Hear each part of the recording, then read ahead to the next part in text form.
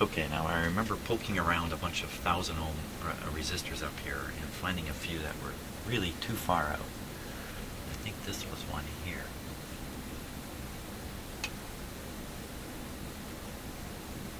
Yeah, look at that. Oop, what happened there? 1,400 is supposed to be 1,000, so that guy's gonna go. I got a bunch of brand new, real nice 1,000 ohm resistors. Let's just double check. Look at that. Beautiful. So these are probably going to affect the B plus voltage beyond this 1,000 ohm. Assuming this is one of the ones that carries B plus, which it probably is. So that terminal there.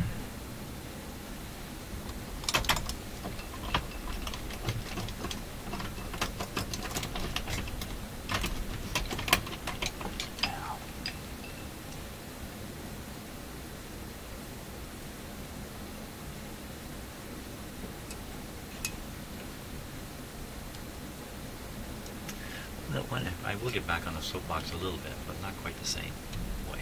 One of the techniques I learned in my professional life was called root cause analysis, where you keep asking yourself, why did that happen? Why did that happen? In a business environment, especially a complicated one like a power company that has accidents happening with workers out in the field. So why did that happen? Why did that happen? Come up with lots and lots of answers. Some of those answers are within what's called the managed system. It's a really important idea. The managed system. A good piece of the managed system is training. Management controls the training, what's in the training package, how often people are trained, how they're tested. That's part of the managed system. Another part is supervision. How much time is a person supervised? How is the supervision done? How about the training of the supervisor? How about the written procedures? How about the written reports? How about all that hardcore management type stuff that forms part of the managed system? So you look at all these answers to the why questions, and you spot some that actually have something to do with the managed system, because that's what the company actually does. It runs the managed system. So, and just to make it a little more apparent what I'm saying, say a guy goes out and he does something and he gets hurt, and you drag him in your office, you're a supervisor, and you go, what'd you do? So, well, I was doing this. Well, you idiot, don't do that again. Don't do that again. Give some satisfaction to the supervisor who might say that to their worker. But they haven't asked enough why questions, and they haven't brought it back into the managed system, because you can't manage a person's attitude like that. That's nothing. That's called an administrative solution, where the administrator feels he's done something. He has psychic relief. He goes home and says, I told that guy not to do that again. And next time he has that accident, I'll tell him again twice as loud. But this is really not wise management. There is room for some of that. But what you really need to do is stop and say, well, okay, so that guy did that stupid thing and he got hurt because of it. I don't think he wanted to get hurt. So why would he take an action that led to him being hurt? Was he not trained properly? Was he not supervised properly? And you bring the issue back into the managed system. Did he fill out, is he filling out checklists? Do we have checklists for him to fill out? Did he work too long? Did we let him work too long? Was he tired? All this kind of stuff. Fortunately, the power company I worked for, while I worked there, went from being, well, you know, a 1950s type organization, the kind that would drag somebody in the office and say, you're getting a day off for doing that stupid thing that blew your arm off. That'll learn you. To one that did achieve a lot of enlightened understanding of all these things through courses and training, the management of the managed system, which of course as you move up in an organization, that's more and more of what is happening. And the difference was dramatic in terms of accidents, the way work was done. All this stuff improved tremendously from this enlightened approach, which is another reason why I'm talking about it here. I'm trying to share it with you. I don't work there anymore. In fact, the whole company is very different now than it was when I was there. Now, because of other observations of where I had installed a part and caused near short circuits down here, I am now looking carefully to see if I've introduced a short circuit. I better bring in a real bright light. And the answer is everything is fine. Okay, so there goes one bad 1,000 ohm resistor. 2 or 3 more to go.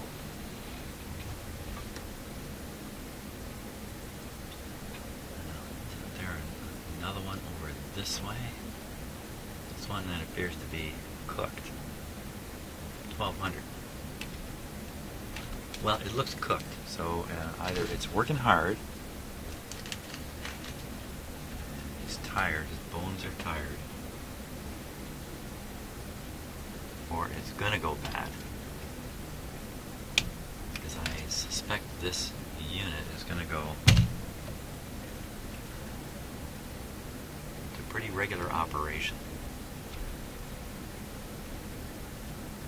which means it's going to be on for a long time. It's going to heat up maximum temperature, that kind of stuff. And again, these particular 1,000 ohm resistors tend to carry a little bit of current, and B plus current is flowing through them. So they're working a little harder than many other resistors, which have got, signal resistors, high value resistors, really not working hard.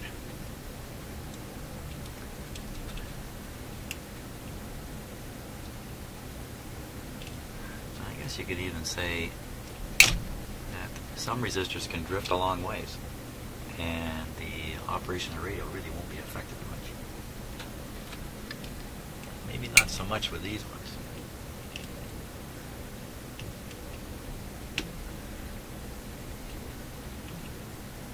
It's a really big terminal here.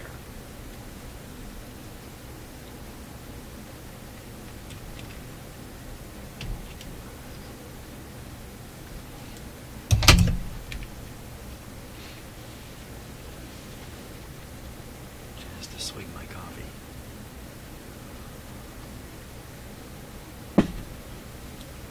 Coffee, part of the managed system in my house.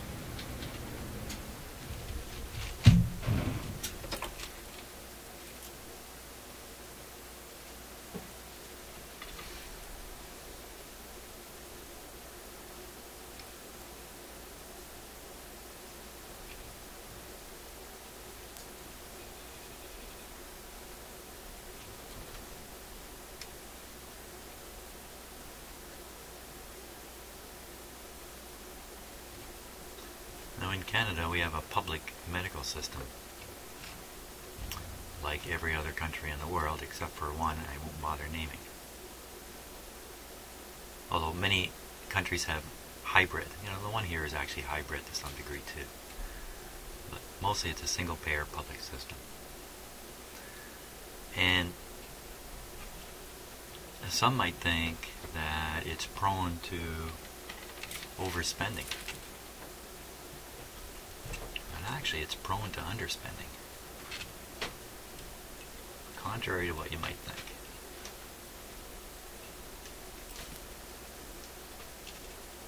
That's my view.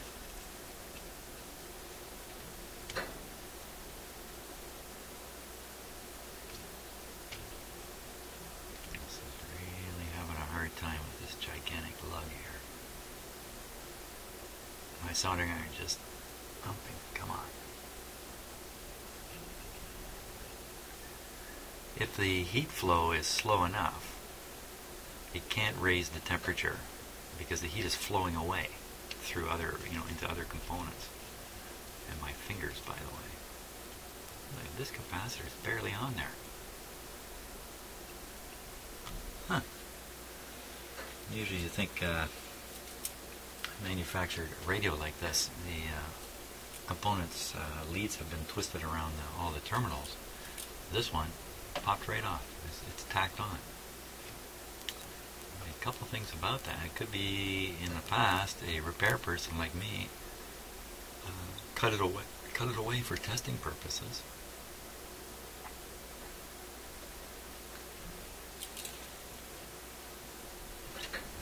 I'm making the situation worse here.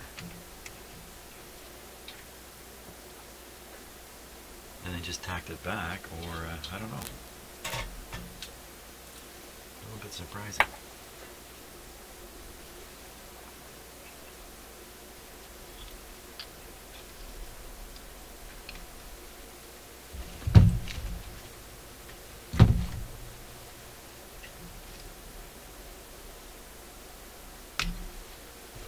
Okay, at the risk. I should be risking close-up shots here, shouldn't I? The risk is they're going to see me do something wrong.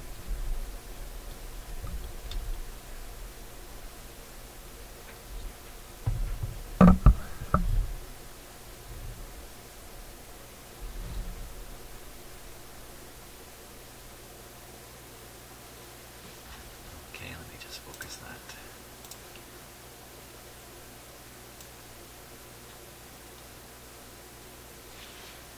Focus it on this.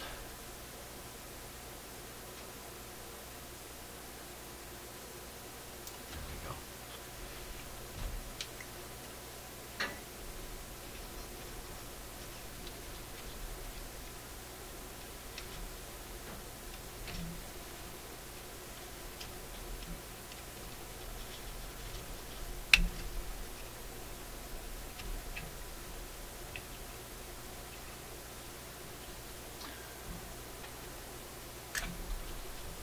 Here's a little more organizational stuff I think I might run into when I go in the hospital to talk about this, because I plan to talk about it today.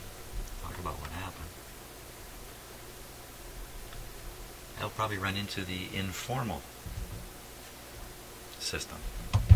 All organizations have a formal system, the one that's documented and has all those reports and forms and all that stuff. Meetings, regular meetings, everything.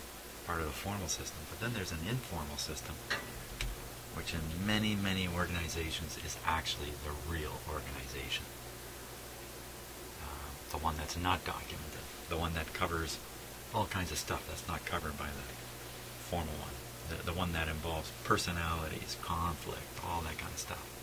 How it's dealt with, how it's resolved or not resolved. That's what people get to know after they work somewhere for years.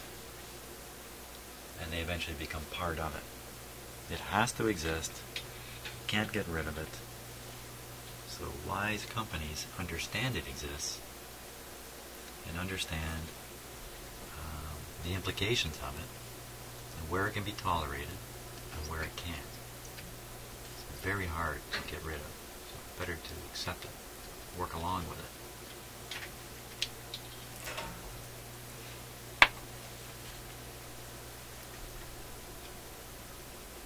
Before somebody sends me a note saying to cause another short circuit, I'm going to move that.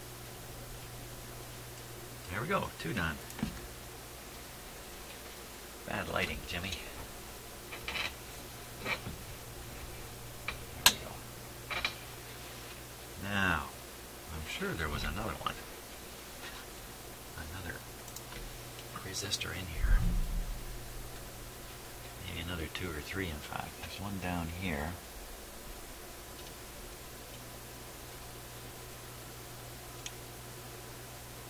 $1,300. It's kind of unsettling, isn't it? I don't pay that much attention to resistors normally.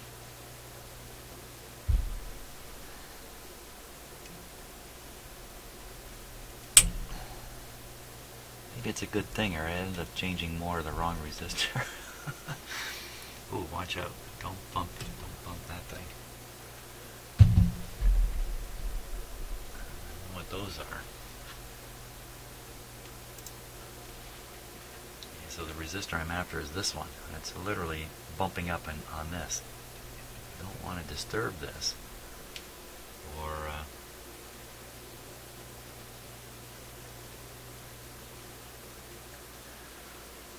the FM radio will be affected in some way, especially if I really bumped it. And I wonder, is there a reason why this is fed under? I'm going to do the same thing though. So it's the terminal on this IF here. I'm going to cut it away clean. I'll leave it right there for now.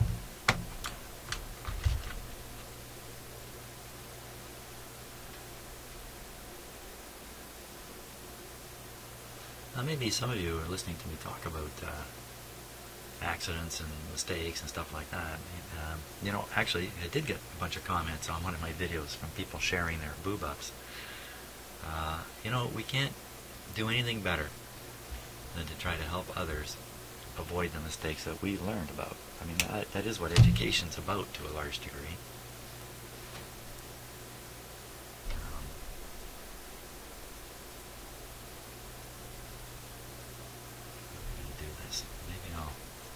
Install it hanging down. Oh, I won't be able to get it up. I won't be able to. Oh man. I should have started at the top. You know what? I should have started at the top because then it would hang down. I wouldn't be fighting gravity like I am.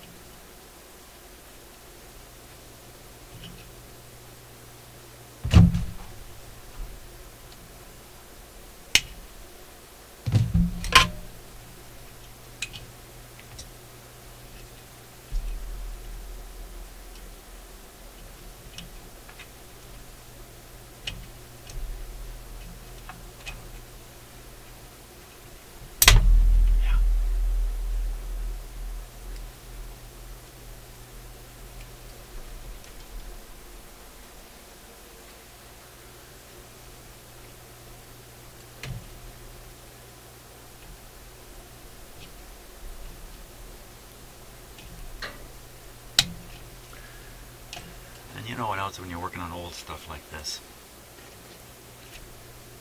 you really shouldn't expect to make it work like new. Now, some of you might be going, what are you saying? Yes, you can. Well, I suppose you can if you do enough work on it. But if that's your goal,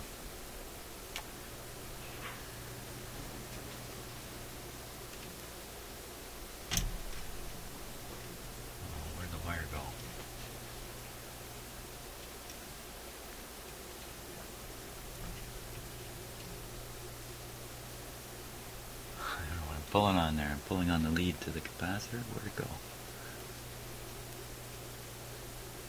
Yeah, careful there.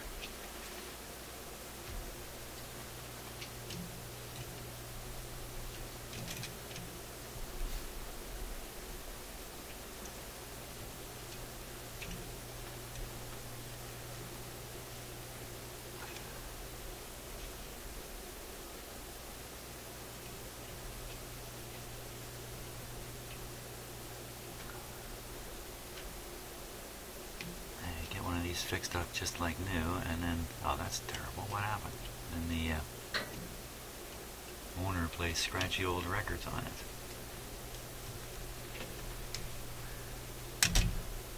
Big fat fingers in here.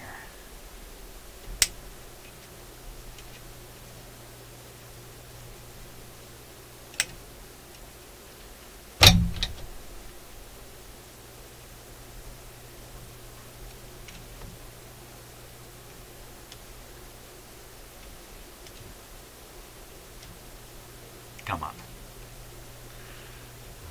I'll warn the lead out by the time I get in there. What's it getting caught on all the time?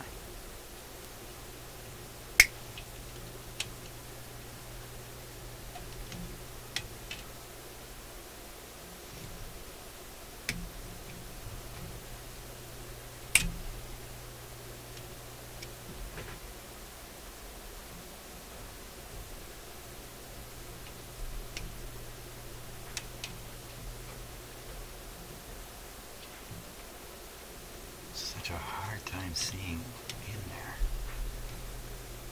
There's just too much stuff around. Okay, I think I got it.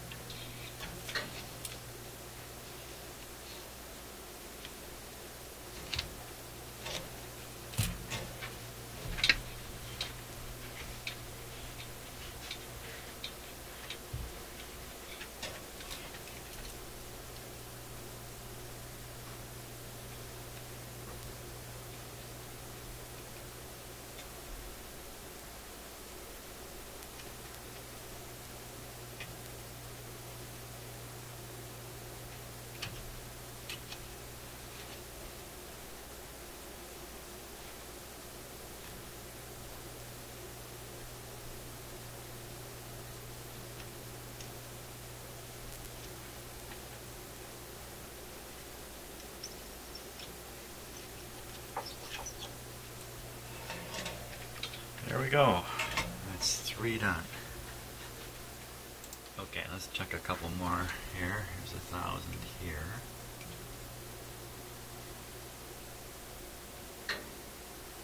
$1,047, that's fine. There's another one here.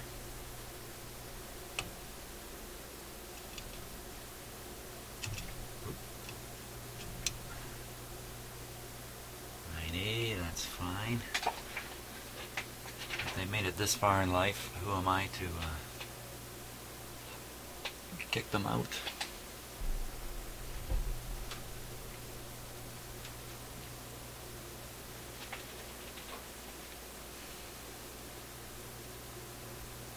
I think that's it.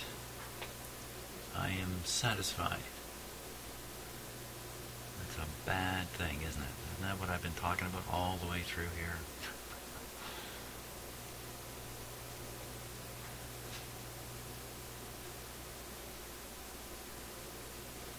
But I don't see any others.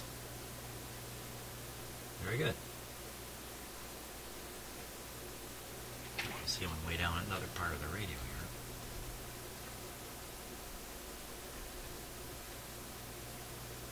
Almost 1,200. Let's take a look at its brother. This is the stereo part of the receiver.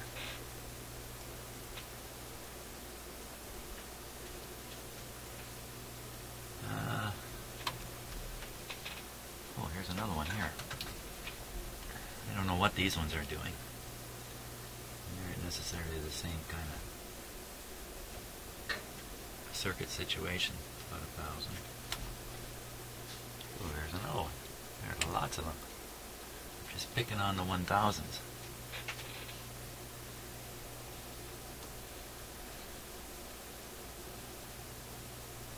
Ooh. That's not so good.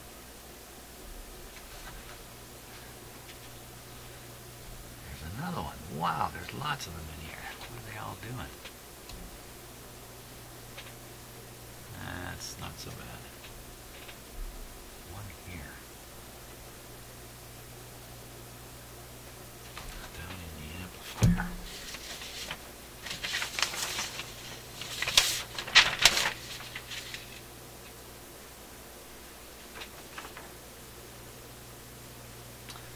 I want to look to see if they're in the same sort of circuit position, where they're just in line with the B plus coming into the radio, or are they doing something else?